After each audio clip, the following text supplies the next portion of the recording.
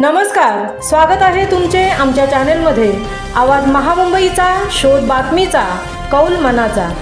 चला तर मग आमचे चॅनल शेअर करा, लाईक करा आणि सबस्क्राइब करा। धन्यवाद।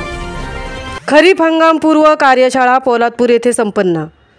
महाराष्ट्र शासन कृषी विभाग, तालुका कृषी अधिकारी कार्यालय पोलादपूर मार्फत पंचायत समिती यांचे संयुक्त विद्यमाने बॅरिस्टर नाथपै सभागृह पोलादपूर येथे उपविभागीय कृषी अधिकारी वैभव खटकाळे यांच्या अध्यक्षतेखाली सन 2025-26 अंतर्गत तालुकास्तरीय खरीप हंगाम नियोजन व पूर्वतयारी कार्यशाळा नुकतीच पार पडली। तालुका कृषी अधिकारी जयेंद्र बबन धानिवले यांनी कार्यक्रमाचे प्रास्ताविक केले।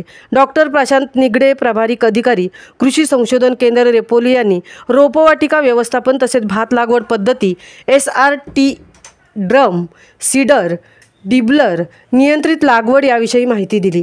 उपविभागीय कृषी अधिकारी वैभव खटकाळे यांनी भात पीक प्रात्यक्षिक घेऊन उत्पादन वाढ करावी व खरीप हंगामात फळबाग लागवड, बांबू लागवड करण्याचे आवाहन केले।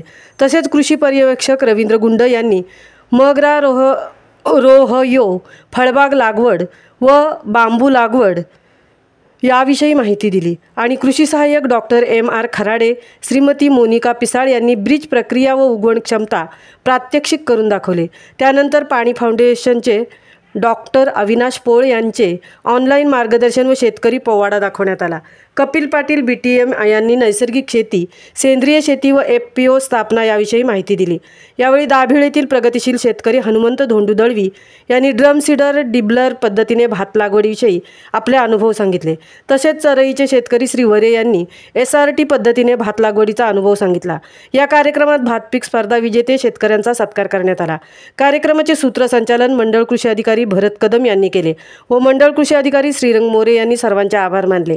यावेळी कृषी अधिकारी मंगेश साळी, कृषी विस्तार अधिकारी अरुण धिवरे, सरपंच जयराम मोरे, तानाजी पवार, कृषी सहाय्यक श्री अनिल वलेकर, चेतन लावण, रणजित भोसले, संग्राम साळुंके, अजय मिसाळ, श्रीमती तोडकर यांच्यासह शेतकरी बांधव उपस्थित होते।